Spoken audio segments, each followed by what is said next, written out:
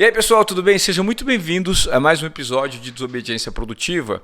E hoje nós escolhemos uma figura para ser entrevistada do mundo do empreendedorismo e que eu acho que hoje pode ser considerado, acredito que pode ser considerado o rei da noite paulistana, pelo nível de disrupção que ele provocou na revitalização de espaços e de setores da Grande São Paulo, no que diz respeito ao entretenimento, à cultura.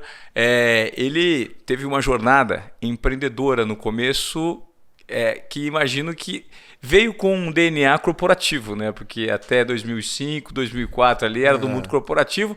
Então eu tenho o privilégio de receber hoje aqui um cara muito conhecido na noite paulistana, com um nome muito forte, Facundo Guerra. Obrigado. Tudo bem, cara? Pelo convite. Obrigado mesmo. Me conta aí, cara, qual foi o objetivo dessa transição lá no começo? Cara, Era do mundo corporativo e depois virou empreendedor? Eu sou de uma família de classe média baixa, então empreendedorismo é uma categoria, se é que dá para chamar um estilo de vida ou uma intenção, uma filosofia de vida, se você quiser, que é muito recente. Porque a gente costumava chamar de montar o seu próprio negócio. Não tinha um nome, essa categoria, essa grande categoria do mundo dos negócios, né? E eu acho que eu me lembro que quando eu sou da década de 70, como você. Sim. Então, quando a gente começou, o que era um paradigma de sucesso para alguém da classe média era ter um cargo de executivo numa multinacional. Nós somos fruto da geração X, né? É aquele sonho semeado lá no comecinho, que se você bate numa multinacional, mas aí se você bate, aí bateu no teto, o que você faz depois? Você não faz, você se aposenta, né? Como CEO. Eu me lembro da Você S.A., daquelas revistas que contavam, são essas narrativas de sucesso que você se apropria, né, que vem dos seus pais, e que você se apropria para pautar a sua vida. Qual que era essa narrativa de sucesso? Você se formar, você eventualmente começar num programa de trainees, você trabalhar numa multinacional, casar, ter 2 filhos, comprar uma casa na praia, se aposentar e morrer. Essa era a grande narrativa para uma pessoa que vinha da classe média. E viver com um nicho de pessoas que têm o mesmo pensamento. Exatamente. E coabitam na mesma situação social. Exatamente. E aí eu entrei nessa narrativa porque eu venho de uma família, como eu te disse, de classe média baixa. A gente aspirava toda a minha família, por parte de pai e de mãe, são de pessoas que não são muito favorecidas financeiramente. Meu pai, por exemplo, a família do meu pai até hoje mora na comunidade no Rio de Janeiro, na Rocinha e tudo mais.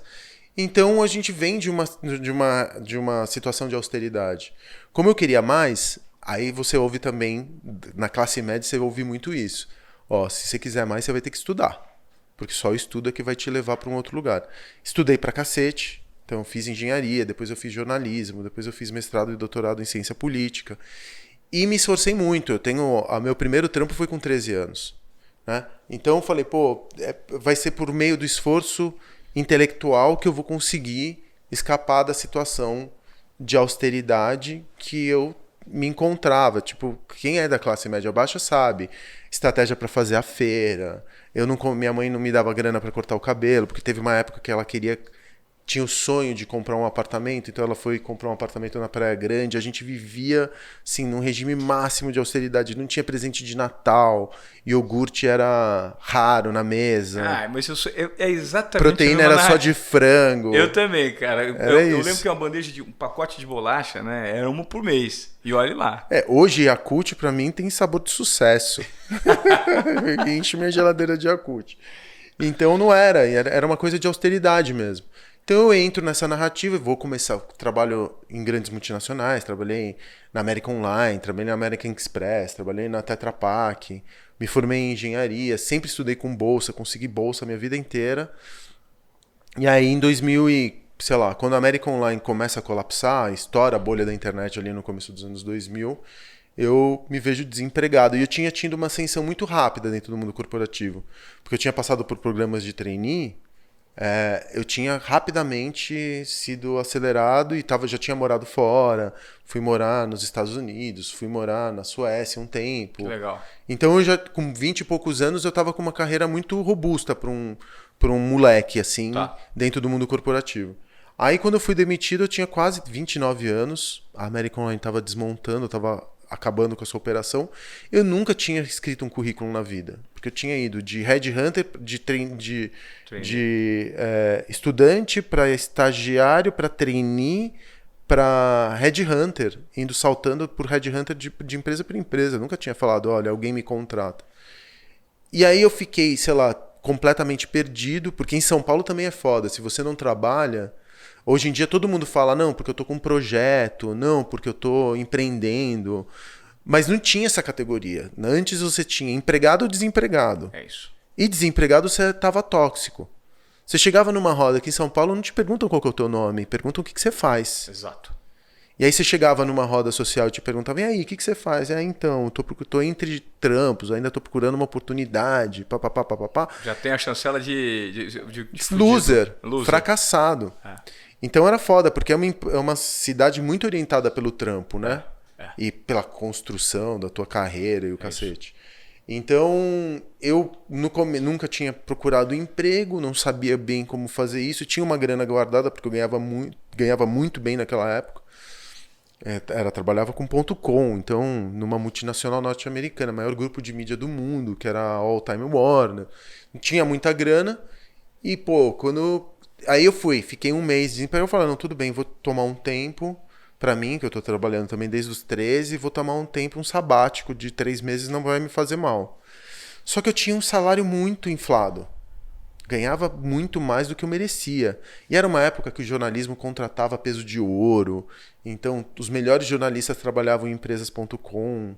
Era uma loucura. Era muito parecido com o que a gente... 20 anos depois, com as Big Techs. Ali foi a gênese das Big Techs. Uhum. Mas as Big Techs naquela época eram as provedoras de acesso. Sim. Né? Então, hoje são as provedoras de software ou de serviços, dos apps e tudo mais. Ali era um campo mais do hardware. Sim. E aí, pô, eu falei, caramba, fiquei 2 meses. Aí eu fui fazer uma entrevista. Na primeira entrevista, você é muito qualificado. Ah, não, esse salário é muito alto. Ah, você vai ter que dar 2 passos atrás. Ah, isso, aquilo. E eu ouvia muito, você é muito qualificado. Muito jovem, muito qualificado. E muito generalista, porque eu era engenheiro, jornalista e cientista político. Estava fazendo doutorado. O que eu era? Nada. Não era uma época em que você privilegiava a horizontalidade do saber. Era uma coisa do especialista. Sim. Aí eu falei, cara, eu fiquei 2, 3 meses, 4 meses desempregado. Eu falei, pô, fudeu. Eu não vou conseguir me empregar de novo. E é uma coisa muito doida, porque depois que você perde o condicionamento corporativo, você não consegue mais voltar. Eu imagino. Você ficou 4 meses longe da corporação, longe da corte, longe de ter que pedir a bênção pro vice-rei todos os dias que você encontra com ele no cafezinho, puxar o saco de não sei o quê, se defender do cara que tá tentando puxar teu tapete. Uma hora que você sai desse ambiente, que grande parte das vezes é tóxico, e eu tô falando de uma cultura muito diferente da cultura de hoje. Porque hoje em dia essa cultura, nos lugares mais... Disruptivos. Disruptivos, ela não é tolerada. Mas no começo dos anos 2000, era comer com farinha. Sim. Esse tipo de opressão você tinha que aguentar. Então, uma vez que você sai desse ambiente, você não consegue mais voltar para ele. Difícil. Aí, perdido, nunca quis empreender na minha vida, nem existia essa palavra. E dentro daquela narrativa de sucesso maior que a gente está falando aqui em cima, o empreendedor era sempre um fracassado. Então era o tio que tinha uma retífica. Sim, ou o picareta, né? Aquele cara que faz rolo. O cara que faz rolo, o cara que tem um boteco e que, enfim, não estudou. E aí foi ser dono de boteco. Então era uma ocupação menor você ter o seu próprio negócio. Era um bico, né? Sim. A vendedora de Tupperware, a tia do Yakult. O que aconteceu? Acho que aconteceram 2 coisas. Primeiro, que as relações trabalhistas elas começaram a ficar fragilizadas. Então, as relações de CLT, e muita gente começou a ser freela. E aí, para você ser freela, você precisa colocar alguma coisa na identidade do desempregado, que é tóxica, você precisa adorar essa pílula. Se criou todo um mercado para adorar a pílula da identidade do desempregado, chamando esse desempregado hoje, ou uma pessoa com uma condição trabalhista precária, de empreendedor. Aí você chama o quê? Motorista de Uber de empreendedor. Você chama gente que vende balinha por sobrevivência no farol de empreendedor de si mesmo. Então você constrói toda uma indústria de autoajuda que você encontra um monte de gente que é séria, mas por um outro lado tem um monte de aproveitadores também que tentam falar, olha, dentro desse regime da meritocracia, de que se você quiser você consegue, que é uma falácia, pelo menos se tratando de Brasil, na minha opinião, de que se você quiser você consegue chegar lá, que só depende de você mesmo. Você consegue construir toda uma indústria que vai pegar aquela identidade que era precária de desempregado ou de uma pessoa que estava in between jobs, como a gente chamava, você chama ela de empreendedora de si mesmo. E aí, culturalmente, a gente começa a falar muito de empreendedor, empreendedorismo, intraempreendedorismo, toda uma nova categoria que surgiu nos últimos 5 anos. E que até, porque a gente tem aqui no Brasil uma desigualdade social muito grande, você percebe que a gente se apropria. Nos Estados Unidos, na década de 80, começa a surgir a teologia da prosperidade. A ideia de que se você é bom, Deus vai te recompensar na terra. Antigamente a gente falava, não, a gente desconfiava muito das pessoas que eram ricas. Né? Mais fácil um camelo passar por um buraco de uma agulha do que um rico ascender ao reino dos céus. Hoje em dia, não. Hoje em dia, se você for uma pessoa boa, Deus te recompensa dentro do diagrama da teologia da prosperidade, Deus te recompensa na terra. Então começou a aparecer um monte de gente que falava, se você... A teologia da prosperidade começou a avançar muito dentro da periferia, nas pentecostais e tudo mais. Então hoje em dia você tem aquele vapor do tempo que fala que o empreendedorismo só depende de si mesmo. Então, o que acontece? Desculpe-me, eu estou avançando demais. Não, tá legal. Estou falando demais. Tá legal. Mas só para te explicar por que eu não queria ser empreendedor e por que até hoje eu discuto o que é ser empreendedor. Né? Aqui no Brasil, a gente tem Outro dia eu ouvi uma pesquisa que era de empreendedores, pessoas trans. Aí você ia perguntar para empreendedoras e empreendedores trans quem era para eles a referência de sucesso, a referência que eles queriam ser. Qual que era a resposta? Elon Musk. O que o Elon Musk tem a ver com uma pessoa que está empreendendo no Brasil? Nada. Mas é que a gente chama esse cara como uma referência, porque essas pessoas não têm outras referências também. Entendeu? E empreender empreender é uma coisa que você faz por escolha e quando você tem energia sobrando. Não é por necessidade grande parte das vezes. Tipo, ter o seu próprio... Dirigir um carro não te faz... E acessar um serviço como Uber não te faz um empreendedor. Vender alguma coisa por sobrevivência, seja no marketing digital ou seja no semáforo, não te faz um empreendedor. Empreendedor é uma série de práticas, uma articulação de energia que você faz com recursos que você tem sobrando. Pô, abrir um bar, que é meu campo hoje, exige um investimento de 3 a 5 milhões de reais. Quem que tem hoje 5 milhões de reais sobrando? Ninguém. Né? Ninguém. Né? E é uma coisa que é muito... Então, é um campo, esse campo do empreendedorismo que eu estou falando aqui dentro da cultura, ele tá cheio de armadilhas, mas também tá cheio de oportunidades.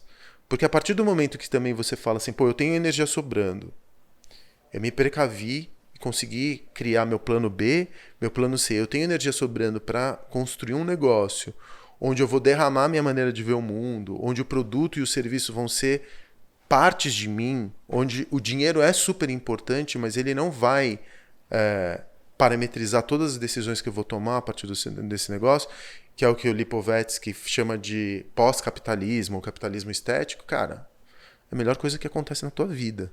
Te marca de um jeito como... Eu não consigo nem te dizer o quão feliz eu sou por fazer o que eu faço. Mas é curioso que nesse nicho de empreendedorismo que você se enquadra, a gente tem recursos de conhecimento, recursos de capital, entendimento do mercado e a maneira que você vai conduzir o seu negócio, mesmo por meio de tentativa e erro. Ou seja, você tem margem de manobra para você errar. O que eu noto hoje aqui no Brasil, existem muitas pessoas que, por conta dessa força que o Estado exerce, né, e cada vez mais esse Estado assistencialista, de certa forma, né, a gente trabalha em infraestrutura, a gente trabalha muito em assistencialismo, a gente gera uma camada da população que quem não consegue uma boca no mundo corporativo hoje, ou mamando na teta do Estado, é alguém que precisa necessariamente produzir algo. E aí a gente cria esse empreendedorismo sem estrutura, né? Que é o motorista do Uber, que é o senhorzinho que vem, a senhorinha que vende o bolo ali na esquina da construção para fazer as coisas que ela precisa fazer, para pagar as contas que precisa pagar. E hoje existe uma produção de conteúdo muito massiva estimulando as pessoas a empreenderem. Né? Aqui no Desobediência Produtiva, que eu não sei se você sabe, mas desobediência produtiva é quebrar os próprios protocolos e entregar mais do que esperado usando sua intuição, sua confiança e sua coragem. Né? Aqui a gente estimula as pessoas a saírem da zona de acomodação, quebrarem os próprios protocolos dentro daquilo que faz sentido para elas. Mas empreender não é para todo mundo. Definitivamente não é para todo mundo. Não é para quem tem uma linha de organização mínima. Vai quebrar muito a cara nesse mundo do empreendedorismo. Mas voltando, você acredita que hoje existe muito conteúdo produzido para quem quer empreender? Porque esse nome está muito em alta e esse conteúdo muitas vezes é uma falácia, ele não funciona? Ele não funciona, Ivan. Nem o meu, nem o que eu produzo funciona. Eu produzo muito conteúdo para empreendedores que querem começar e eu não acredito que ele funcione. Primeiro porque não é uma metodologia. Não existe metodologia para empreender. Não é uma ciência exata. Aqui no Brasil a gente confunde muito o empreendedorismo com a administração de empresas. O empreendedor não é o administrador de empresas, não é o empresário. Para mim, e essa é uma interpretação minha, depois de ter aberto 25 negócios, o empreendedorismo ele vai até o momento em que você abre a porta do teu negócio. A partir dali, é a administração de empresas. Você pode eventualmente criar uma nova linha de negócios, você pode eventualmente expandir o seu negócio, você pode eventualmente escalar o seu negócio. Ainda você está dentro das regras da administração de empresa. Claro. A administração de uma empresa você aprende em 4 anos numa FGV. Sim. Na Getúlio Vargas você vai lá aprender a administração de empresas. Só que as regras que funcionam para você... É meio como a física, sabe? Tem a física clássica e a quântica. E as leis, elas não são as mesmas, essas duas grandes ciências, né? O que funciona para uma empresa, para uma corporação, não funciona para o pequeno, para o micro, para o MEI. Não funciona. Por quê? Porque você tem que aprender tudo. Numa corporação, e eu trabalhei em algumas, você tem muita infraestrutura. Tem. E é muito mais sobre 70% do tempo que eu investia dentro de uma corporação era para aparentar que eu era importante. Era um teatro. Talvez 20% fosse para o produto final e, quiçá, 1% fosse para o cliente final, independentemente de qual seja o cliente. O resto era maneirismo, era fazer dança, era corte, era me defender, como eu disse, ou atacar. Era teatro, era produzir relatório. Você imagina 20 anos vendo a TV Globo. Não, mas você sabe do que eu estou falando. Como que você tinha que lidar com a corte, com as vaidades, com os diretores, com quem manda no diretor, a quem que você tinha que... Aí mudava um diretor e você tinha que, de repente, criar uma relação com aquele diretor. É tudo uma... Né, é uma maneira de você viver que, às vezes, te causa ansiedade diária. Você não sabe, as regras estão mudando, as pessoas mudam. De repente, aquele cara que entrou, ele não gosta de você, nem sabe por que ele não gosta, você não sabe nem por que ele... pela maneira como você se veste, ou uma palavra que ele ouviu sua. É ou tudo porque muito ele subjetivo. interpreta. E aí você fica sem parâmetro, né? E o cara já te julga. As pessoas te julgam antes de você abrir a boca. Né? Especialmente se você é uma figura pública, como você é. As pessoas já te julgam antes de trocar uma ideia com você. Você já te colocaram no lugar e de lá elas não vão te tirar. É muito difícil mudar a ideia que alguém faz de você. É muito difícil. Eu sei, até que o momento que você começa a pouco se fuder e pronto. Né? Melhor é quando você fica nesse lugar que vai, quer saber, pensa o que você quiser que eu não vou tentar te mudar. Agora, o que foi fundamental para você do mundo corporativo que você conseguiu aplicar nessa jornada? Porque quando você virou a chave e não encontrava esse rótulo para você se colocar no mercado, e aí isso mexe com autoestima, mexe com o nível de confiança, quando foi o momento que você falou assim, opa, eu vou fazer algo aqui, e para que eu faça algo aqui, independentemente do resultado, o importante é eu estar seguro comigo mesmo. Você encontrou esse ponto de equilíbrio quando você foi dar o primeiro passo? Ou conviver com o medo, por exemplo, ao embarcar numa nova jornada, ele faz parte ainda hoje da sua jornada? Até hoje, eu me cago. Todas as vezes que eu abri um negócio, eu estou me borrando. Fico com muito medo de abrir um negócio novo. Mas ao mesmo tempo eu não consigo não abrir, porque a sensação... E isso só quem empreendeu num negócio que deu certo conhece. A sensação de você conceber alguma coisa na sua cabeça, de você materializar isso. Para você tirar um bar, por exemplo, o Love Story, que é o projeto que eu vou abrir daqui a alguns meses. Esse lugar, ele está sendo concebido há 5 anos. Eu precisei de 6 milhões de reais e de centenas de pessoas para que ele se materializasse. É uma energia incomensurável para uma pessoa só carregar. Tem coisas jurídicas, tem artístico, tem tecnologia, tem conteúdo, tem relação societária, tem relação corporativa. Tem branding, tem tudo que você pode. Tem financeiro, fluxo de caixa, nem abriu. Só na parte criativa tem umas 15 pessoas trabalhando criativamente para conceber o lugar. Só que para você organizar e orquestrar 15 cabeças criativas que vêm de um mundo sem muitas regras, porque não é um mundo corporativo. Claro. O mundo corporativo tem um guideline. Quando você está trabalhando com gente que vem do underground, que vem da vida mesmo, da rua, não tem regra, é dedo no olho. É sobrevivência. Então essas pessoas elas são explosivas na criatividade delas, só que essa criatividade ela precisa ser fechada num olhar, ó, a gente está indo para esse lugar. É essa visão. Então, voltando na tua pergunta anterior que eu não respondi. Por que o conteúdo não serve? Porque a gente não é educado para empreender no Brasil. A gente ainda é educado segundo o paradigma de que para você ter sucesso você tem que ter um bom emprego. A nossa educação é voltada para isso. Você vai fazer medicina, arquitetura, jornalismo, engenharia, para quê? Para ser funcionário. A gente não tem uma educação emancipadora. A gente não mantém uma educação que é orientada para resolução de problema, que é basicamente o que o empreendedor faz o dia inteiro. Exatamente, cara. A gente não tem uma articulação, uma educação que se articule os 3 grandes troncos de ciências, humanas, biológicas e exatas. Você já logo no final do ensino fundamental 2, você já tem que escolher se você quer humanas, exatas ou biológicas. Só que a vida não é compartimentada. O empreendedorismo você tem que articular. Eu, graças ao céu, sou jornalista, engenheiro e cientista político. É impressionante que você tem todas as verticais na sua formação, né? Mas isso foi sem querer. Porque eu sou um cara muito curioso. Aleatório, né? Sim. Não, eu sou muito curioso e eu tenho uma autoestima muito cagada. Então, depois de ter feito engenharia, que eu fiz na Mauá, os meus primeiros amigos eram jornalistas, os amigos de vida adulta. E eu não conseguia conversar com os caras, porque um jornalista é um generalista. Então ele se interessa pela vida, entendeu? É a matéria-prima do trabalho dele. Sim. Pô, eu não conseguia conversar com os caras, eu falei, então eu vou fazer jornalismo. Fiz jornalismo internacional e político na PUC. E aí eu me senti um pouco mais... Porque também fazendo engenharia, cara, você fica lendo X, Y, Z, teta, integral, cálculo, durante 5 anos. Isso te embrutece um pouco. Uhum. Né? Como embrutece um médico. Sim.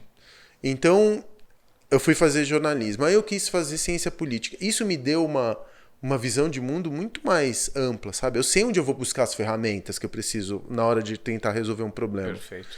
Então, a gente não tem esse tipo de educação. A gente não tem, falando de infraestrutura, acesso a crédito. O acesso a crédito no Brasil é muito difícil. Para você ter acesso a crédito, você já tem que ter um capital. Até hoje, cara, eu vou alugar um imóvel. Coisa comum. Preciso alugar um imóvel. Quais são as garantias que você me dá? Qual que é o teu apartamento de 3 milhas que você vai me dar para garantir o aluguel do teu imóvel? Pô, eu não tenho um apartamento, eu tô aqui alugando um imóvel para um ponto... então você tem que ter seguro-fiança. Aí você vai passar no credit score do seguro-fiança. Não tem um empreendedor que tenha o nome limpo no Brasil. Depois da pandemia... Pô, você atrasou imposto federal, você tá com algum problema tributário. Acho que a única exceção que a gente pode abrir é para a galera do marketing digital, que encontrou uma mina de dinheiro de produção de conteúdo nichado, que fatura em escala, talvez seja. Tudo bem, mas a gente também não sabe se é uma bolha, se isso se permanece. Exatamente. Né? É isso que depois eu queria entrar nesse assunto com você. Então, a gente não sabe, né, se isso continua. Talvez as pessoas tenham tido uma fadiga de conteúdo também durante a pandemia. Então, eu trabalho com economia e eu acho que não existe mais real e digital, sabe? Essas eram 2 distinções que aconteciam na década de 90, que a gente falava de real e virtual. Uhum. Hoje em dia tá tudo cruzado. E eu acho que se você tem só digital, mas você não tem uma experiência física por trás, e eu acho que os grandes lançadores se deram conta disso, que eles fazem conteúdo digital, mas eles fazem eventos físicos. Sim. Que é fundamental. Que é fundamental. E é o senso de comunidade, né? E tá todo mundo bem cansado de EAD, né? Nossa, tá. Enfim, mas voltando ao assunto, o que eu tava falando mesmo? A gente estava falando sobre a questão da indústria de produção de conteúdo hoje, que o brasileiro não está preparado para entender. Então não, a gente estava falando de acesso a crédito. Acesso a crédito. Aí todo mundo tá com o nome sujo, porque foi protestado por um boleto, aí o credit score do Serasa te derruba, aí o banco vai ler o teu credit score, não te concede crédito, não te passa o seguro-fiança, porque você acaba... Cara, empreendedores que faturam dezenas de milhões, centenas de milhões de reais por ano, como eu faturo, não conseguem acesso a crédito. Por conta de protesto, por conta de atraso de imposto federal que está no Refis, de PERSE, de não sei o quê. A burocracia, você precisa de advogado tributarista, advogado de trabalhista, advogado societário, direito críptico quase, é uma criptografia para você conseguir entender as regras, né, as leis que regem um negócio. É super difícil. E olha que eu tenho doutorado, hein, mano. O que dirá se eu não tivesse feito o Fundamental 2, que é uma verdade, só terminado o Fundamental 2, que é uma verdade para 90% dos empreendedores. Ou seja, se é difícil para você com essa formação... É foda para todo mundo. É foda para todo mundo. E mesmo assim, vale a pena, Facundo? Vale, porque não existe, e aí que tá o ponto. Eu sempre falo, cara, todos os anos, eu nunca mais vou abrir um negócio. Os dissabores estão tão grandes. Os dissabores são tão grandes quando o negócio entra. Eu vou fechar um negócio essa semana. É uma dor, é um luto, é como se tivesse alguém muito próximo de você morrido. É uma dor horrorosa. Quando você vai iniciar um outro negócio. Não, eu vou fechar um negócio. Tá. Eu vou fechar um negócio essa semana. Fechar e encerrar. Encerrar, perfeito. Vou fechar as portas. Recebi uma ordem de despejo. O prédio onde eu tinha o meu negócio, o Lions, ele foi comprado, papapá. Então, lutei, joguei a toalha. Cara, vai ser uma dor de cabeça. Porque o negócio morreu, só que ele vai continuar te assombrando por mais uns 10 anos. Porque aí vem trabalhista, aí vai vir... e a gente tem uma indústria do trabalhista no Brasil também. Você sai, você vai acionar. E por conta até de uma legislação um pouco mais paternalista, você vai ser acionado e pronto, não vai ter como você escapar, entendeu? As interpretações, elas são... Aí um usa de testemunho o outro, sabe? Então, não vou te dizer que o empresariado brasileiro é bonzinho. Ele não é. Grande parte da má fama que o empresariado tem aqui no Brasil é devida. Mas também é difícil por um outro lado. Mas tem uma coisa que acontece. O mais próximo que a gente tem do empreendedorismo é a paternidade.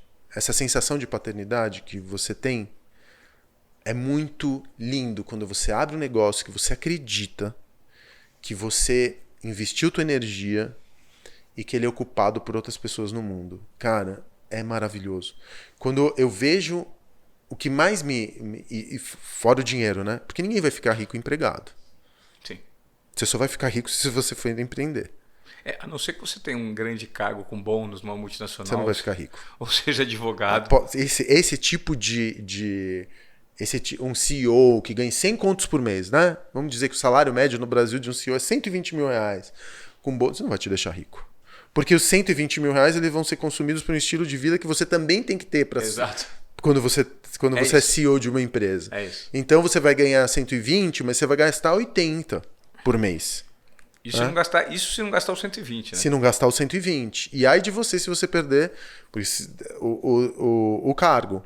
Não é muito, a não ser que você tenha atingido um status de um CEO Olimpo, assim. Com participação de banco de tudo mais. Com a empresa. E é muito difícil você ficar. Então, primeiro, empreendendo, você tem a chance rara, mas palpável, de você conseguir realmente independência financeira. E realmente não se preocupar mais com dinheiro se você mantiver mas também se você é empreendedor, você é condicionado a não aumentar muito o teu nível de vida. Claro. Eu independentemente de estar ganhando 500 mil por mês ou 50 mil ou 5 mil, eu tenho o mesmo estilo de vida. Eu não mudo. Porque eu não sei o dia de amanhã. Eu não sei quando eu vou precisar investir. O dinheiro não é meu. E tem uma outra coisa. As coisas que eu compro, por exemplo, se eu for comprar um carro novo, vou entrar na concessionária, vou investir 1 milha num carro. Supondo. Eu não vou sentir nada. Eu vou entrar naquele carro, eu não vou sentir senso de realização, aquele cheiro de carro novo não vai me trazer dopamina no cérebro, eu não vou sentir, eu não vou salivar. Viajar de jatinho para Buenos Aires, eu não vou sentir nada. Porque o meu cérebro ele já recebe tanta descarga de dopamina quando eu entro num lugar meu e vejo ele cheio, eu vejo as pessoas se divertindo, eu monto a programação, eu tenho tanto prazer que eu extraio do meu trabalho que coisa não me traz mais prazer. Ter coisas. Parece papo meio New Age, mas é verdade. Sim, faz sentido total. Porque eu tenho assim, as coisas elas não me causam mais nada, ter coisa. Agora, abrir um bar, aí eu sou viciado nessa dopamina. De puta, montar, investir uma energia, um puta de um risco. Traz mais tesão do que, sei lá, saltar de paraquedas, qualquer coisa. Eu tô investindo anos e anos e anos e anos no meu trampo, dinheiro que eu não tenho, enfiando cada último centavo, articulando, falando com patrocinador, negociando crise com sócio, tentando acomodar um artístico, a obra atrasa, a prefeitura embarga, a rede social é travada pelo Instagram, sequestra a nossa rede social. Cara, é tanta coisa. Essa é a sua droga, né? Essa energia contrária, porque você está expansivo, mas o mundo também reage muitas vezes a essa expansão. Uhum. Você deforma o mundo quando você está expandindo. Claro. Aí, quando eu abro, tem aquela chance que eu digo que no meu caso, hoje, é 50-50. Mas a chance de um empreendedor aí fora talvez seja 10, 15% de que dê certo. Grande parte dos negócios, acho que 60% dos negócios, entram em falência nos 4 primeiros anos. Maior ainda se você está no ramo de alimentos e bebidas. Nossa. Então, cara, como me fala, quem é o desgraçado que vai investir as economias que ele não tem na vida para falir depois de 4 anos sem ter o payback? Porque com 4 anos você não tem o payback do negócio. Sim. Você no máximo você conseguiu recuperar o capital investido sem o ganho financeiro. Ou seja, as pessoas pagam para trabalhar, né? Muitas. Mas por que elas fazem isso? Porque a experiência de você abrir um negócio é talvez a âncora de memória mais importante que uma pessoa vai carregar ao longo da sua vida. Ou vai te causar um trauma, e muitas vezes causa trauma, ou vai ser algo paralelo a você ter um filho. Sim.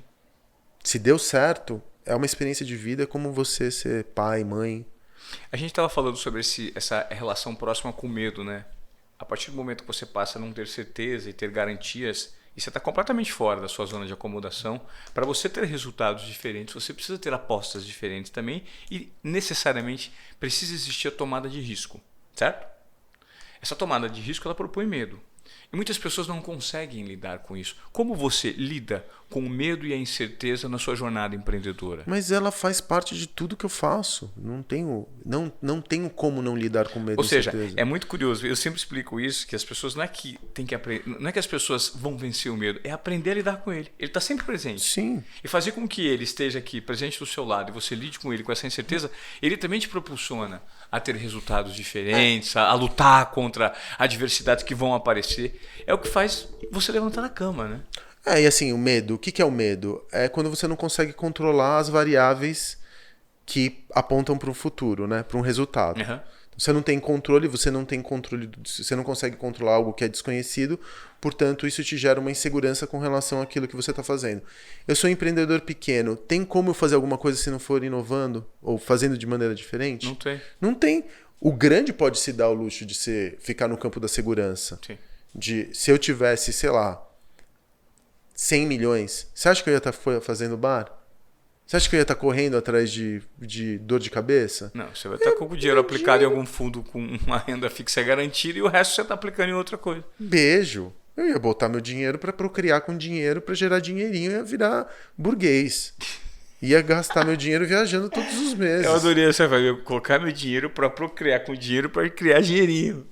E aí eu pegava o dinheirinho e vivia com dinheirinho. Um dinheirinho de 100 milhões, quanto que é? A 1%? A 1%? Um, Milha. uma Uma milha milha. mês. Vamos dizer, vamos escalar. Com 500 mil reais por mês. Vamos para menos. Vamos ser conscientes. Eu considero o burguês aquele que consegue juntar 10 milhões de reais numa aplicação. Mas vamos dizer que você viva com 60 conto por mês. Porra! Se você tem casa, se você 60 conto é uma verba boa. É uma verba boa. Não 60 é? conto, Não uma é? verba. Porra! Eu viveria bem com 60 conto por mês. Com 60 Então, conto. pronto, eu vou ficar inventando de gastar 6 num bar? Nossa. Assim, lógico, né? Não sou eu também. Eu tô falando do Love Story, que é um projeto muito grandioso, consumiu esse capex. Mas um bar hoje em dia precisa 1 milha, 2 milhas, não tem como você fazer com menos do que isso. Vamos entrar nesse segmento. A gente falou de empreendedorismo, eu achei super interessante, falou um pouco de digital e tal. Você falou da Love Story, a casa de todas as casas, né? Me fala desse projeto Love Story. Há quanto tempo ela está fechada? Pô, a Love Story ocupa um papel de muito romantismo, né, cara? Na memória do paulistano. Na memória do né? paulistano, Do sim. paulistano. Pô, a Love Story, eu fui pra Love Story quando não tem mais nada. Não, tem a Love Story. Vamos pra Love Story. E é um mercado que, infelizmente, hoje... Eu não sei se é um mercado que, infelizmente, hoje... Mas, assim, é a desconstrução de algo que ficou lá atrás, um romantismo, e que você está tentando resgatar? Então, não é, cara. Eu não tô querendo resgatar nada. Os tempos mudaram. A gente tá vendo essa coisa que aconteceu com o Daniel Alves essa semana. Uhum. Foi um estupro que aconteceu dentro de uma boate. Sim. Isso aconteceu milhões de vezes ao longo dos últimos 10 anos, 15, 20 anos, nessa vida noturna. Que a vida noturna é um lugar de muita opressão, inclusive para as mulheres trans, para as pessoas da comunidade LGBTQIA+. Não dá para voltar para essa sensibilidade. A gente tem a imagem, porque nós somos homens de meia idade, Sim. a gente pensa na Love Story como um lugar romântico, onde as pessoas iam para dançar e as meninas iam para se divertir. A verdade é que era um prostíbulo. E era uma casa Era uma casa, como se chamava, de tolerância, Sim. com centenas de casos de Boa Noite Cinderela. As mulheres não estavam se divertindo, as trabalhadoras do sexo estavam trabalhando sim. Você conseguia comprar o que você quisesse dentro do Love Story. Já morreu gente lá dentro. Então, ela tem um romantismo quando visto pela nossa ótica, pelos meus amigos. Perfeito. Né? Pela nossa ótica, era um lugar romântico. Eu ia pra lá pra me divertir. Ninguém ia pro Love Story pra dançar. Eu já fui pro Love Story também. Eu ia pra lá pra tentar sorte depois das 5 horas da manhã. Porque se você tivesse encontrado um corpo antes, você não tava na Love Story. Perfeito. Teus amigos estão indo pra lá, papapá. Ninguém ia pra dançar, porque a música no Love Story nem era boa. Ou pra fazer farra em turma. Ou porque você tava bem louco e que você precisava terminar de queimar aquilo que você não ia conseguir dormir, você só ia dormir às 7. Perfeito. Então você ia com uma intenção que não era pra dançar. Claro. Aí quando você vai ver o lado das pessoas que frequentavam Love Story, das mulheres especialmente, ou era um lugar de trabalho, ou as mulheres se sentiam meio coagidas, porque se você estava dentro do Love Story quer dizer que você era uma prostituta. Era lida como uma prostituta, grande parte das vezes. Então... Porque muitas vezes as mulheres não iam pra Love Story, né? Não, elas iam com os amigos, com um amigo mas gay. Era mais um público masculino. Mas sim, as mulheres que iam lá pra ganhar, pra trabalhar. Então essa é uma visão de uma... Eu não vou julgar o que aconteceu no passado. No passado está. Não estou falando que era ruim ou bom, eu não estou fazendo um julgamento moral com relação à Love Story. Foi muito importante, marcou a memória de muita gente. Foi uma referência, um cartão postal de São Paulo. Aconteceram milhares de coisas ali dentro que foram legais também. Só que esse modelo não funciona mais nos dias de hoje. Para mim não funciona. E eu tenho que fazer como empreendedor coisas que são conectadas com o espírito do tempo. O espírito do tempo hoje é que não dá para existir uma Love Story como existia na década de 90, começo dos anos 2000. Não dá. Não cabe.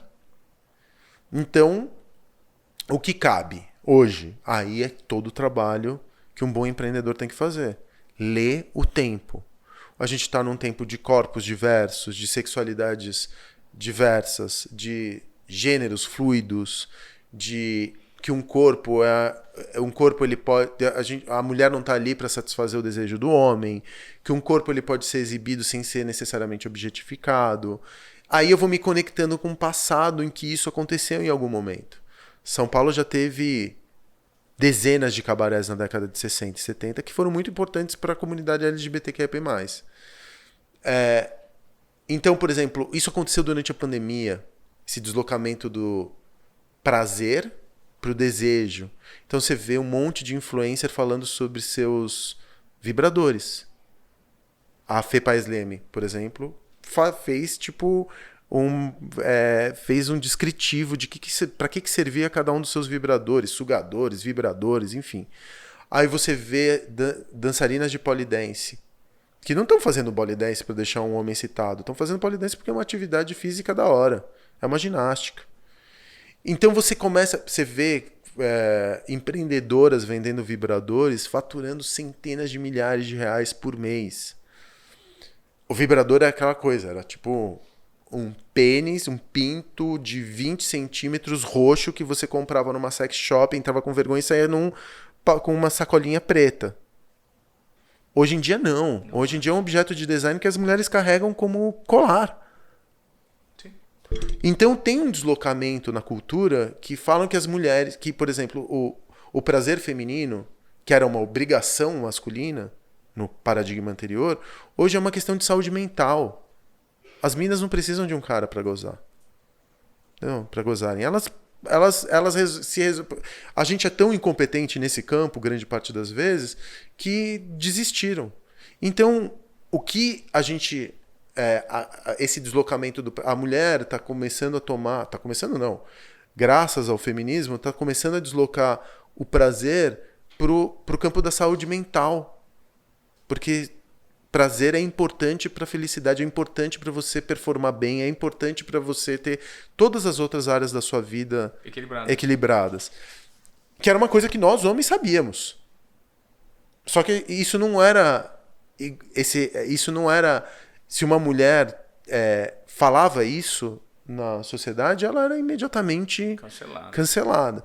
O que eu estou falando tudo? Você fala, mas o que isso tem a ver com o projeto? Cara, esse deslocamento do vibrador, do polidense, do prazer feminino, tem tudo a ver com o projeto que a gente está construindo. É um mapeamento de um comportamento que você tenta tangibilizar por meio de um espetáculo. De um espetáculo, entendi. Aí eu vou buscando...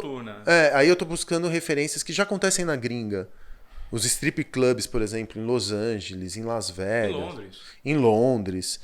Você tem o Crazy Horse em Paris, você tem o D-Box em Nova York. São casas... São cabarés, que é diferente do cabaré que a gente tem aqui no Brasil, né, que a gente confunde com prostíbulo, mas são teatros de revista. Acontecem espetáculos de performance das artes do corpo que vão te levar para um lugar que você fala, eu nem sabia que isso existia. Eu não sabia que era uma sessão de shibari, que é uma amarração, uma técnica japonesa de amarração, que é maravilhoso. É artístico. E não necessariamente feito para me deixar excitado. Mas é lindo do ponto de vista da performance do corpo.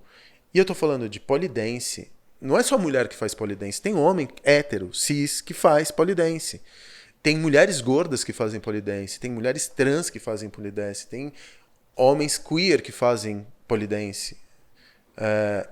Tem homem trans que faz polidense. E é maravilhoso você ver um corpo gordo dançando no polidense ou se performando no polidense. Você olha e fala assim, nossa, eu não consegui imaginar que um corpo gordo tivesse tanta leveza dentro de si. As danças, as apresentações de BDSM, cara, é tudo isso que pra gente que vem de um lugar normativo, a gente não faz ideia, a gente confunde com pornografia. Confunde o tempo inteiro. É desinformação, né? Falta muita educação nesse sentido. Mas você acredita que a tecnologia, por meio dessa diversidade que ela promoveu de vozes que existem hoje e que tem autonomia para falar, ela está ajudando na educação da sociedade em relação a isso? Depende, cara. Porque, por exemplo, até hoje uma mulher não pode postar um mamilo no Instagram. Até hoje as contas de todos esses performers são derrubadas no Instagram. Então a tecnologia ela permite que essas pessoas se expressem até um determinado momento. Tá. Se uma mulher vai falar sobre sexo, ela tem que transformar o E do sexo num 3, porque senão a inteligência artificial derruba o alcance do conteúdo. Então, essa tecnologia ela permite... Mas ela controla também. Mas ao mesmo tempo ela controla. Agora, 2023, a gente está discutindo O Instagram, a Meta criou um board para discutir, porque estão derrubando conteúdo de mulheres que passaram por... colocaram prótese mamária por conta de câncer no seio e derrubaram o conteúdo desse tipo de mulher. Até hoje, a gente ainda está discutindo se uma mulher pode ou não postar seu corpo no Instagram sem ser chamada de apelativa. Eu e você, a gente tira uma foto sem camiseta, tá tudo certo. Tudo certo. Ah, pelo contrário. Normalmente a gente recebe foguinho. Ou a gente recebe, nossa, tá gato. Ou vai aparecer. Se você aparecer com uma foto sem camiseta, vai aparecer no UOL. Mostra boa forma na sua rede barriga, social. Então, as marcas de suplemento vêm atrás de você. Vem atrás. Oferece pacote. Se uma mulher faz a mesma coisa, ela é chamada de prostituta. Ah, tá procurando clique, caça-clique. Como que é? Biscoiteira. Não é? Sim. Então as plataformas elas são feitas por homens brancos, cis e héteros como nós. Total. A moral que está por trás da inteligência artificial é toda enviesada pelo nosso olhar de mundo. Quem é que cuida das big techs? Os caras com o nosso perfil. Com a mesma coisa. É o perfil, é o mesmo perfil. Se você tem prazo para reinauguração do Love Story? Há quanto tempo você está trabalhando nesse projeto? Ai, cara, eu estou trabalhando nesse projeto já faz... No formato atual dele, 2 anos, mas num formato que eu falava, cara, a gente precisa ter um espaço que seja para apresentação de corpos nesse campo da diversidade, no campo do desejo. Eu estou há pelo menos há 5 anos. Há 5 anos? Ela está fechada há mais de 5 anos? Não, ela está fechada desde um pouco antes da pandemia. Ela fechou por causa da pandemia, mas ela já estava para ser fechada porque, enfim, é aquele fim de um negócio, né? Brigas entre sócios, trabalhistas 1000, dívidas, não pagava aluguel. Tudo isso você consegue olhar na internet. Quantas casas você tem hoje no grupo? No meu 8. 8 negócios, Quais né? são? Hoje eu tô com o Joia, o Lions até sexta-feira. Eu tô com... Cine Joia, né? o Cine Joia, o Blue Note, o Arcos, que é meu negócio principal Que hoje. é incrível esse bar, né? O Bar dos Arcos é incrível. Fica embaixo do Teatro Municipal. O Joia, o Lions, o Altar, que são aquelas casas flutuantes que eu tenho, que não é um negócio de noite, é um negócio durante o dia. Eu tô com a Ilha. Eu tô com... Eu às vezes até me confundo, que é tanta coisa. Blue Note, já falei. Eu fiz o Infini, que eu tenho uma relação com eles até hoje financeira. A Tempo, o Love, um espaço que eu tô criando agora que não tem, que é a Galeria Formosa, que fica ali no Viaduto do Chá, que tem boas chances de sair. São esses 10 negócios. E tenho ainda mais um que ainda está especulativo, que é o Rolim, 11.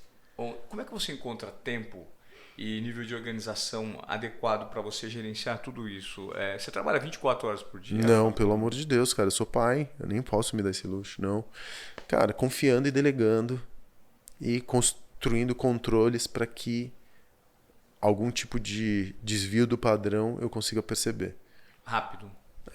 Eu, por exemplo, eu li a meta do mês é quanto que ela vai deixar, qual vai ser o resultado que vai deixar no caixa.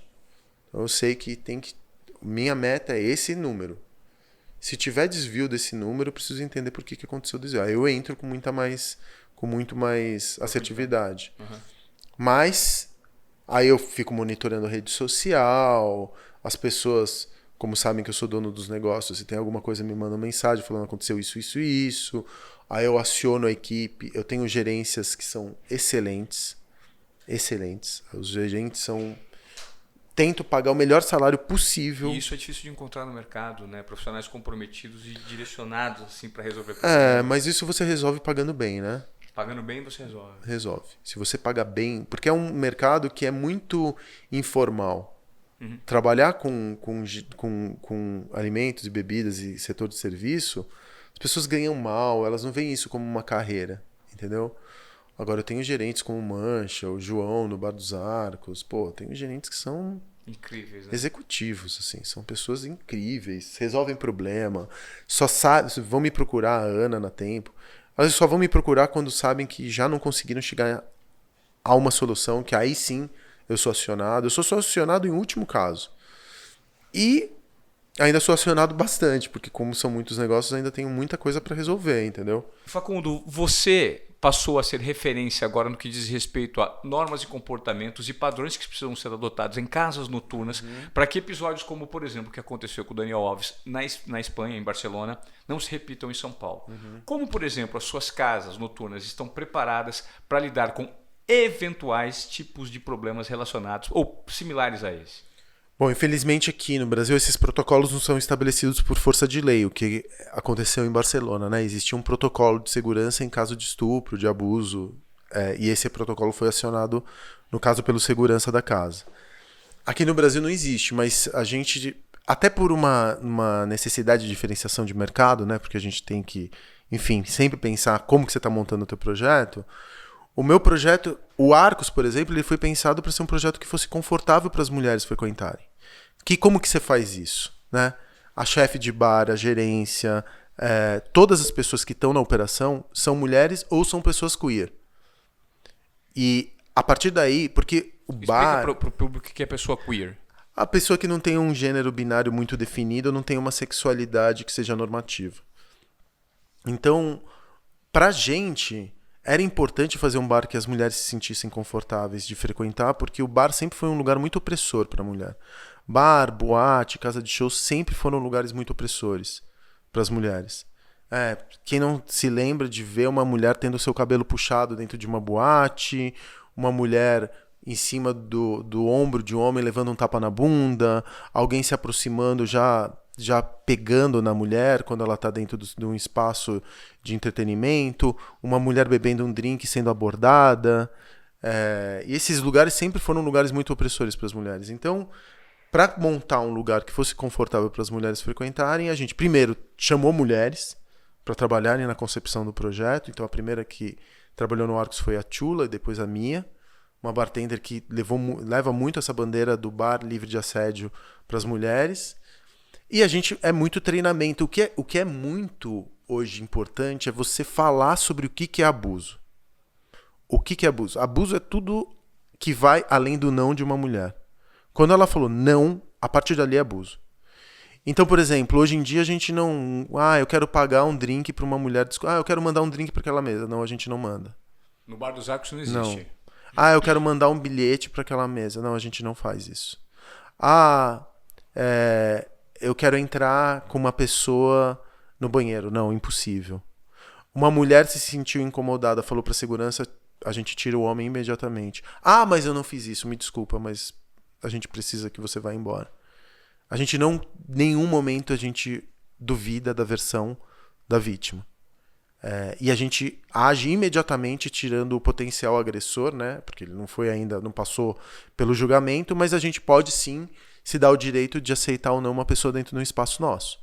Então, você está incomodando essa senhora ou essa senhorita? Por favor, a gente te pede para que você saia daqui. Então, e entender como a brigada é queer, e isso também é muito importante, é uma brigada que também é muito oprimida. É importante que que a empatia que essa brigada tem com as mulheres que vão para lá também seja ativada na hora que eles acharem um comportamento estranho acontecendo. Então, você percebe que o Bar dos Arcos é muito, muito usado para dates, né? A pessoa já está embriagada. Você vai servir mais um drink para ela? Não.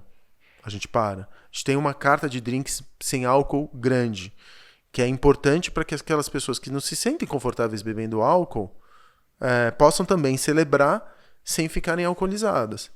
Então, você quer tomar o teu terceiro drink? Não, toma um drink sem álcool. Você já está dando sinais de embriaguez, você já está felizinha além da conta. Isso é orientado. Normalmente, quando você vê uma mulher ao lado de uma figura, que ali os atendentes percebem se eles são desconhecidos, se eles não são... Lógico que se for um casal, né, um homem e uma mulher, a gente parte do pressuposto que essa mulher está segura. Sim. Nem sempre é verdade, mas a gente parte desse pressuposto. Mas se a gente percebe que o casal não se conhece e que o cara tá pagando drinks em excesso para a mulher, a gente para. Entendi. A gente interrompe. Você o acredita que, fornecimento. por exemplo, no caso do Daniel Alves que aconteceu em Barcelona, as pessoas falaram que a boate agiu porque tinha um protocolo específico para que possibilitasse que a mulher pudesse denunciar. Existiu falha, na sua visão? Eu acho que existiu falha pelo seguinte, cara. A gente não tá falando da responsabilidade da boate nesse caso. Você perceba que quando a gente fala do comportamento da boate, ele é positivo. Mas eu fico me perguntando, como dono de boate, como é que você pode, dentro de um ambiente, de uma área VIP, um homem levar uma mulher para dentro do banheiro, essa mulher foi a contragosto, afinal das contas ela foi estuprada, para dentro do banheiro, se trancar com uma mulher dentro de um banheiro unissex, o que eu acho já esquisito você ter um banheiro unissex, e no final das contas ela ser estuprada por sei lá quantos minutos e nenhum segurança ou ninguém impediu o fato de acontecer. Antes do estupro teve um desenrolar de uma história que existiu muito potencial de intervenção e que essa mulher que tivesse uma interrupção desse estupro. Como é que isso não aconteceu antes? Então o que acontece? Nessas boates que são para milionários, se vende privacidade. Provavelmente nessa área VIP, onde o Daniel Alves estava, não tinha segurança, ou os seguranças eles não olham com cuidado. Esses seguranças eles estavam na área comum, porque a brigada de segurança dentro de uma boate é enorme. É composta normalmente de dezenas, se não centenas de homens. Na área VIP, se vende privacidade para os mais ricos, porque eles acham que eles estão acima do bem e do mal. Eles estão acima de nós como os mortais. Ricos e famosos. Ricos e famosos. Então, nesse lugar não tinha segurança. O que se possibilitou que um predador arrastasse uma mulher até o banheiro, a estuprasse e que isso só virasse de conhecimento público depois do acontecido, o que é uma infelicidade. Então, essa diferenciação entre ricos e famosos e pessoas comuns, de eles poderem ter acesso à privacidade, porque isso é vendido. O Daniel Alves provavelmente pagou milhares de euros por aquele espaço ou fez alguma parceria, mas aquele espaço só é acessível por milhares de euros. Me desculpa, mas isso tem um erro de protocolo gigantesco. A boate, sim, é responsável por isso. E como é que você qualifica, para a gente terminar, Facundo, a cena cultural de São Paulo hoje de entretenimento? Ela está num processo, ela está num momento de ascendência pós-pandemia. Como é que você avalia? Existe voz para as pluralidades hoje? Está muito longe do que você considera ideal, comparando com cidades cosmopolitas, como por exemplo Londres, Nova York? Não, cara, nossa oferta cultural é no mesmo nível que Londres, Nova York. É impossível você fazer tudo que existe de legal no final de semana em São Paulo. Impossível. Você não consegue dar conta. Se você for nas festas, nas exposições, nos filmes, nos eventos especiais, na programação de teatro, você não dá conta. Você não dá conta em um mês. É impossível. Você sempre vai deixar algum... E eu estou falando só do que existe de mais especial. É incomparável. Você vai ver, por exemplo, outras cidades europeias, Portugal, Espanha, alguma cidade grande na Itália, Milão. É impossível, você não dá conta. É muito melhor que grande parte das cidades norte-americanas. A noite nos Estados Unidos vai normalmente até as 2 horas da manhã. A gente tem aqui festa que começa no sábado e termina na segunda-feira cedo. Você consegue dançar para qualquer. Se você gosta de dançar com homens gays e gordos, tem uma festa para você. Se você gosta de transar no meio da pista de dança, tem uma festa para você. Se você gosta de ir de casal para transar numa festa, tem uma festa para você. Se você quer só ir dançar e ouvir um DJ gringo, tem uma festa para você. Tem festa para todo mundo. Se você é um playboy e só quer dançar com gente loira, tem uma festa para você. Tem para todo mundo. É impossível você conseguir chegar perto da diversidade de programação que tem. Isso não tem em nenhuma outra cidade do mundo. É síndrome de vira-lata acreditar que a nossa noite deve para qualquer outra noite no mundo. E mesmo programação cultural. Na Paulista, eu tô falando de uma avenida, tá? 2,5 km. Se você for tentar ver o que existe na Paulista num final de semana, você não vai dar conta. Na Paulista, sem sair de 2,5 km. Você não vai dar conta. Você vai ter... eu vou fazer uma programação rápida. Você vai almoçar no balaio, depois você vai pro Itaú Cultural, depois você vai pro pro IMS, você vai ver um show no Blue Note. No dia seguinte, você vai passear na Paulista, vai pro Japan House, vai pra Fiesp, toma um brunch no balaio, ou come no, sei lá, no Haskell. Depois você vê um show de novo, provavelmente no Sesc Paulista, e termina vendo um filme no Belas Artes. Pronto. Você não dá conta.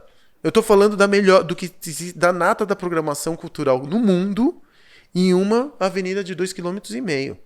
Com um chefe como o Rodrigo Premiado, casa noturna que vem de Nova York e que tem uma programação irretocável no meio da Paulista. Fora que a própria Paulista de domingo é um puta do entretenimento, né? Caminhar pela Paulista já é o que tem de melhor em São Paulo hoje.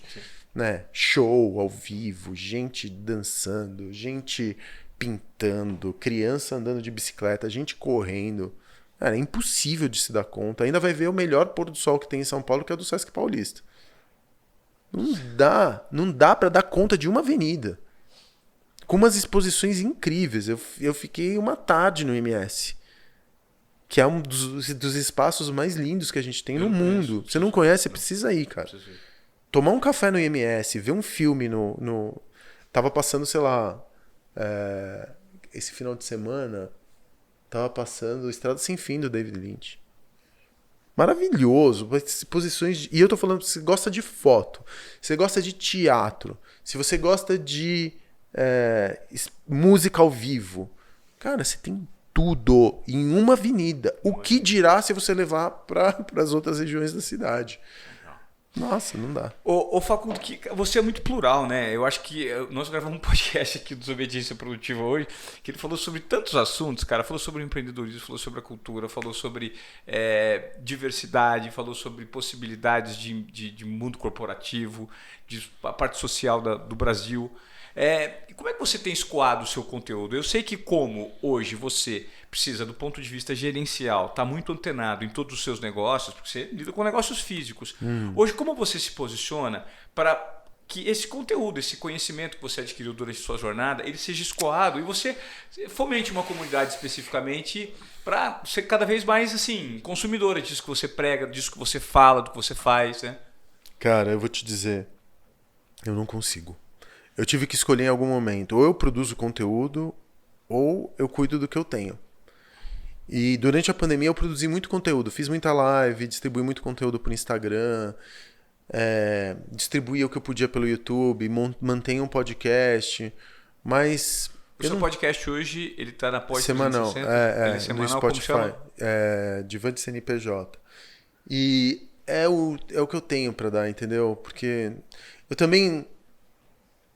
em algum momento breve, esse ano eu vou começar um programa na Sony, que vai chamar Shake in the Bar, que é um programa sobre empreendedorismo.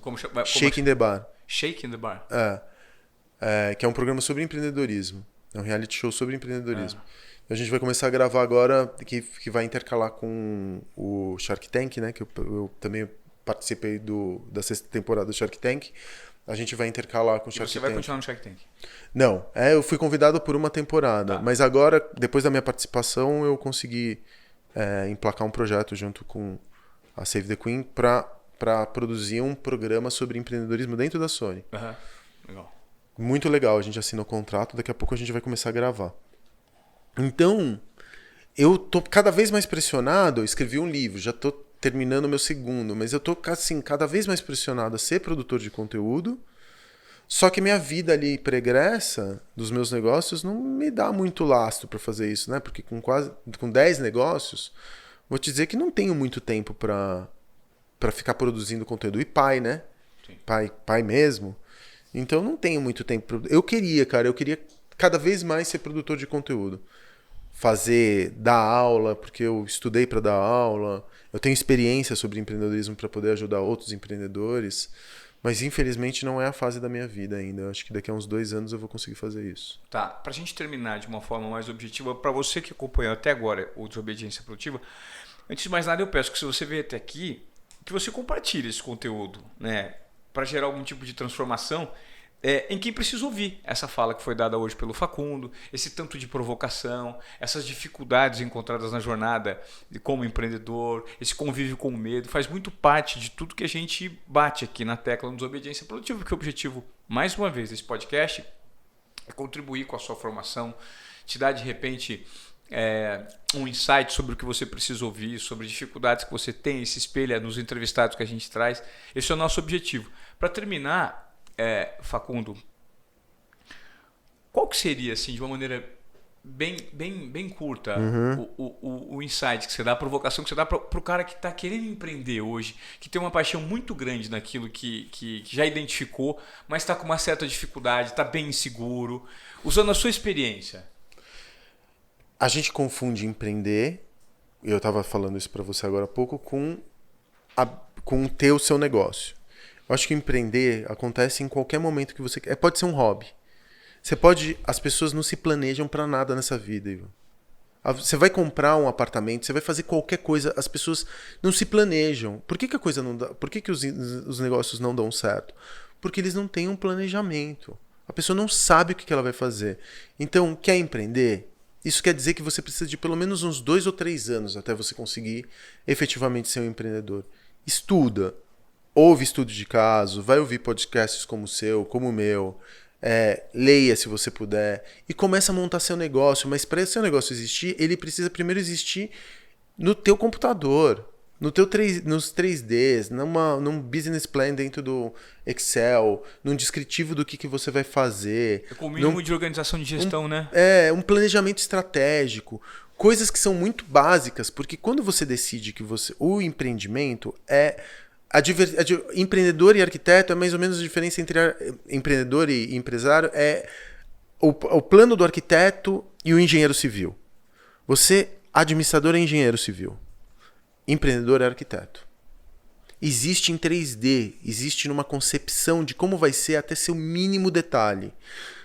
Por isso que quando você vai fazer um apartamento, você gasta 3 ou 4 meses num projeto, quando você vai reformar o teu apartamento. Porque é necessário prever cada uma dos impactos que você vai dar naquela estrutura. Claro.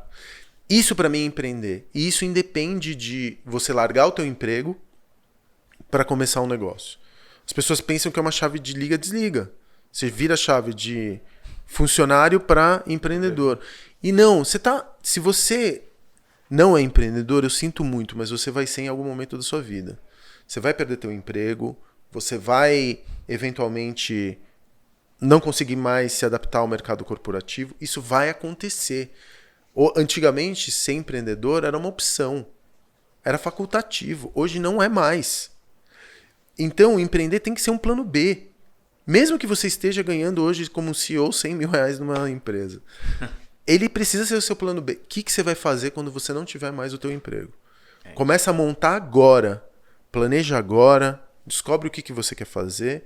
Uma vez que você descobriu naquilo que você acha que você vai sentir paixão, começa a se planejar como um arquiteto. É meio que, pode parecer um pouco piegas, mas você é arquiteto da tua vida. É isso. Pô, Facundo, muito obrigado, cara. Eu acho que a gente passou aqui exatamente 1 hora cravado. Eu passaria mais horas com você conversando, porque você é uma mente muito diversa, né? Muito generalista. Aliás, você me lembrou agora um livro que eu li recentemente. Qual? Do David Epstein. Por que os generalistas estão em vantagem no mundo de especialistas? Né? Eu já ouvi falar. Você falou no teu Instagram dele? Acho que sim. Eu já ouvi de algum outro lugar sobre ele compara muito. Um dos exemplos que ele dá é porque o Federer é o Federer. Por que ele conseguiu ser tão bom no tênis? Porque até uma certa idade ele foi muito generalista. Então ele conseguiu pegar execuções, movimentos, conhecimento, né, físico, prático e mental de outros esportes para adequar naquilo. Então, é muito legal. A gente não pode. O mundo está cheio de caixa de ferramentas. E às vezes a solução que você está procurando para um determinado problema não é da tua área de especialidade. Você tem que falar, eu acho que tem um outro lugar onde vai se adaptar melhor uma solução para cá. Por isso que é importante a gente ser direcionado pela curiosidade, né? Porque os pontos em algum momento eles se conectam. Alguma coisa que você acha que não faz sentido aqui que você está usando, que não tem absolutamente nada a ver com o que você falou, mas isso aqui serviu porque é uma ferramenta que eu adapto ao meu ambiente ou minha situação momentânea, é um recorte e aí ele... E é importante também você ter uma autoestima não muito calibrada, sabe? É sempre importante você se sentir incompleto. Total. Mas eu fico um pouco preocupado com isso não se sentir incompleto, porque daí a gente cai exatamente no oposto, né? Tem muitas pessoas capazes e que por conta da falta mínima de confiança acabam se sabotando. Aquela história da síndrome do impostor, sabe? Sim. Pô, Eu sofro dela até hoje. Eu também, todo mundo sofre, cara. Mas eu não sei, pra mim é o combustível. O tempo inteiro Pra a minha mim luta também. é comigo. É comigo o tempo Pra mim inteiro. também. Pra mim também. Eu tô sempre o tempo inteiro falando. Eu tenho uma pessoa que é muito mais crítica àquilo que eu faço dentro de mim do que fora. Então, é pra provar que essa pessoa tá errada o tempo inteiro que eu tô fazendo minhas coisas. Ainda bem que ela existe. Ainda bem que em algum momento ela foi implantada. Já sofri muito por conta dela também.